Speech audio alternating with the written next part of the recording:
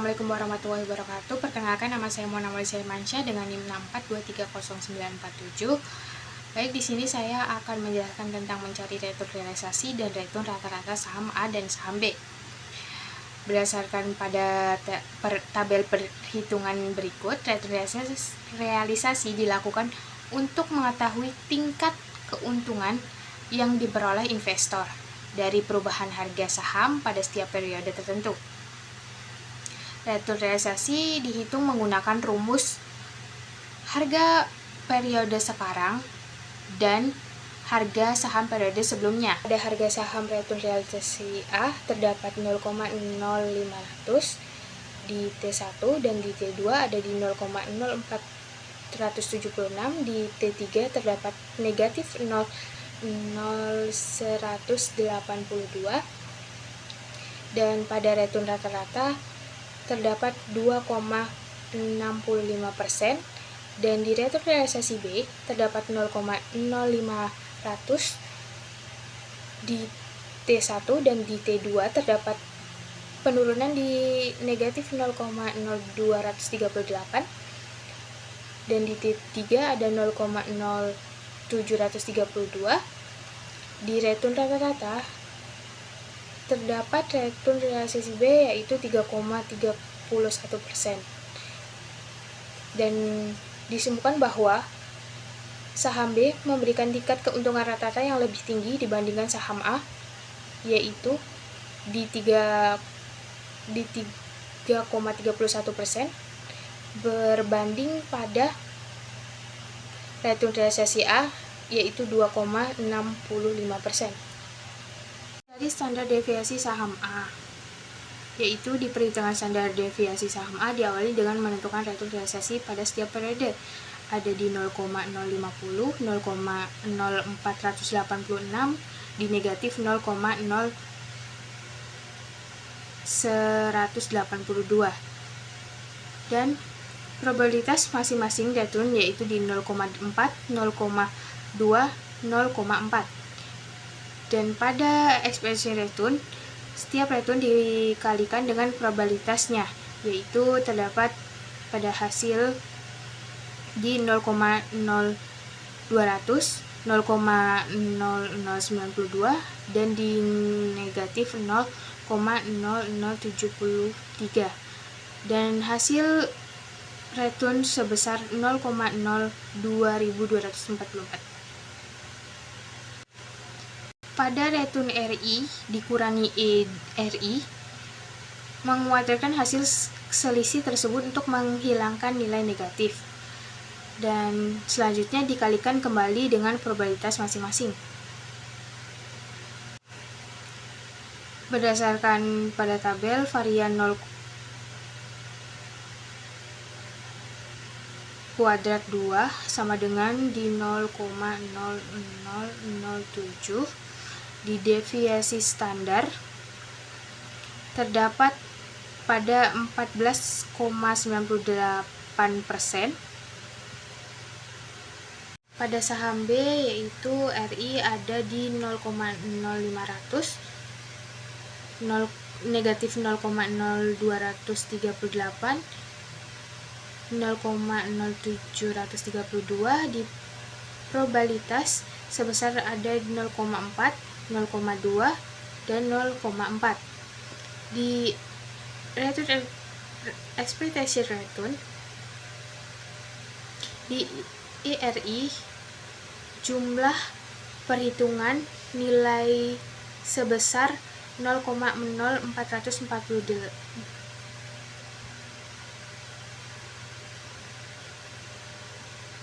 Di ERI terdapat jumlah perhitungan sebesar 0,0445 dan pada varian yaitu terdapat 0,0012. Di deviasi standar terdapat 0,2110. Buat saham A dan saham B terdapat 50% dan 50%. Di return portofolio saham A terdapat return geometri sebesar 2,60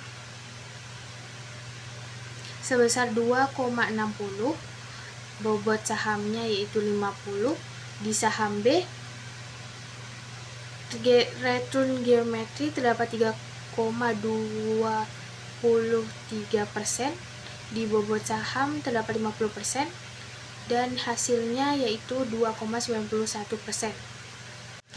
Risiko portofolio saham A yaitu terdapat 14,98%, risiko saham B terdapat 21,1%, dan hasilnya sebesar 18,04%.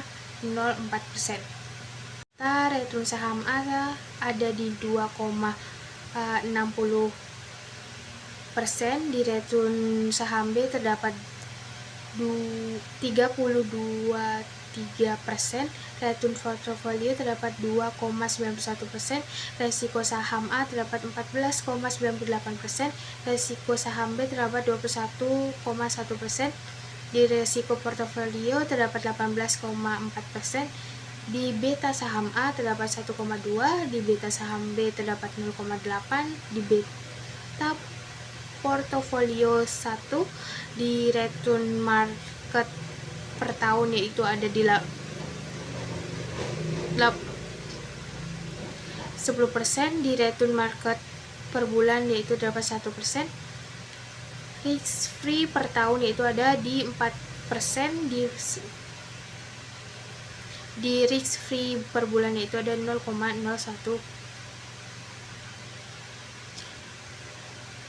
Sharpe ratio yaitu portofolio 1 terdapat pada 0,1061, di tenor ratio portofolionya terdapat di 1,91%, dan menunjukkan bahwa saham B memiliki tingkat risiko yang lebih tinggi karena return yang dihasilkan lebih daripada saham A. Meskipun demikian, saham B juga memberikan return rata-rata yang lebih besar dibandingkan saham A.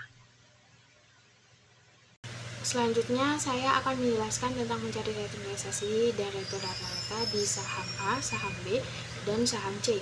Di harga saham A ada di 1000, di T1 ada 1050, di T2 ada 1100, di T3 ada di 1080, dan di T4 ada 1150. Di harga saham B ada di 2000, harga saham BT1 ada 2100, T2 ada 2050, di T3 ada 2200, di T4 ada 2250. Harga saham C ada di 1500, 1550, di T1, di T2 ada 160, di T3 ada di 160, di T4 ada 1650. Jadi pada harga saham A yaitu return periode dikurangi harga saham periode sekarang dibagi harga saham periode sebelumnya. Di harga saham A di T1 ada 0,0500, di T2 ada 0,0476, dan di T3 minus 0,0182, di T4 ada 0,0648. Dan di harga saham B ada 0,0500, di T2 ada minus 0,0238, di T3 ada 0,0732, di T4 ada 0,0227. Di harga saham C ada sekitar 0,0333, di T2 ada 0,0323, di T3 ada minus 0,0125, di T4 ada 0,0443. Jadi referensi returnnya ada di 0,0361 di saham A, di saham B ada di 0,0305, di saham C ada di 0,0243.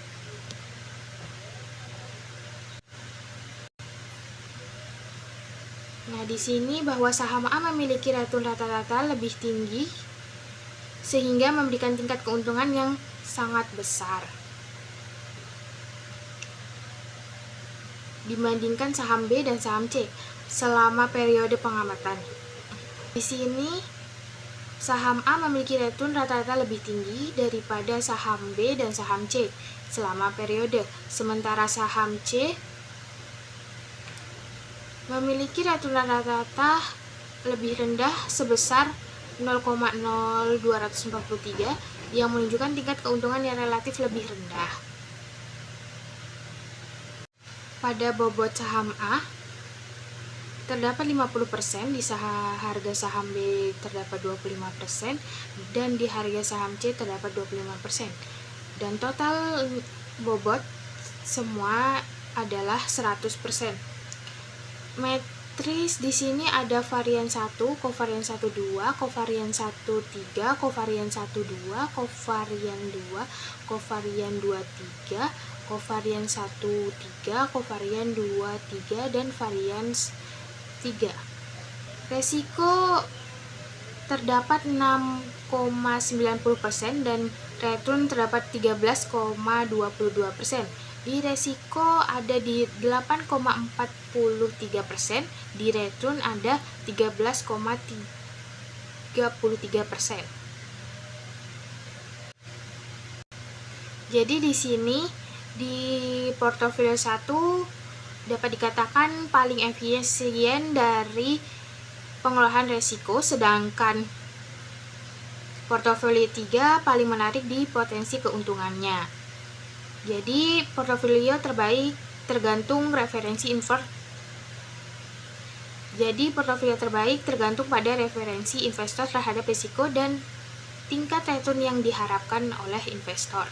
Rincian datanya di return saham A ada di 3,61%, return saham B ada di 3,5%, return saham C ada 2,43%, di resiko saham A ada di 3,70%, di resiko saham B ada 4,17%, di resiko saham C ada 2,52%, beta saham A ada 120%,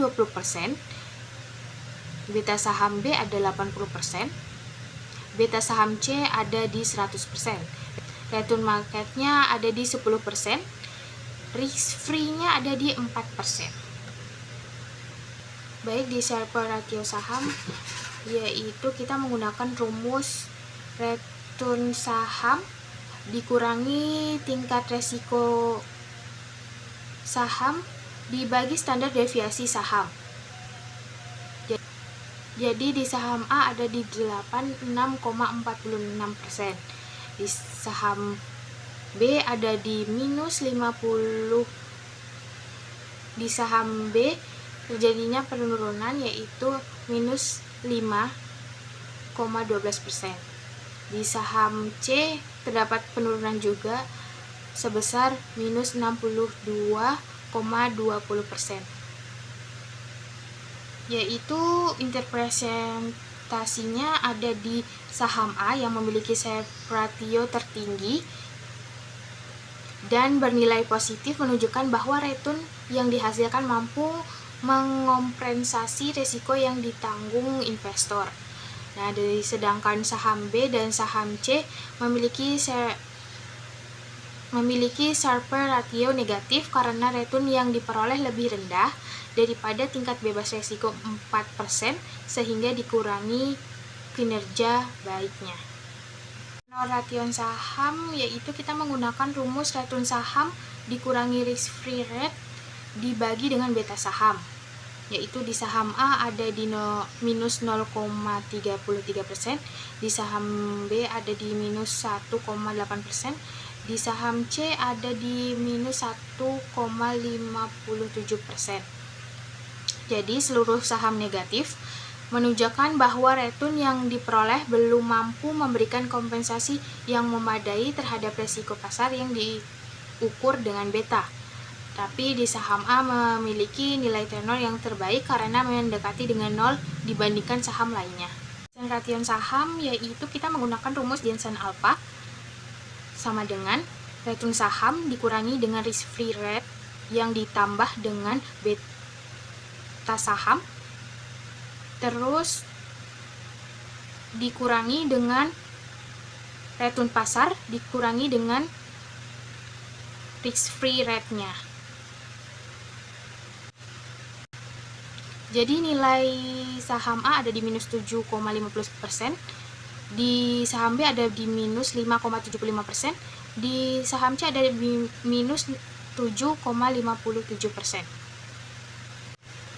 Jadi pada semua saham memiliki Jensen Alpha negatif yang berarti return aktual lebih rendah dibandingkan dengan return yang diharapkan menurut saham berikut.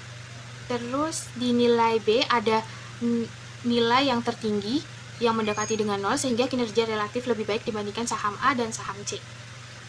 Jika ada salah kata, mohon maaf. Wassalamualaikum warahmatullahi wabarakatuh.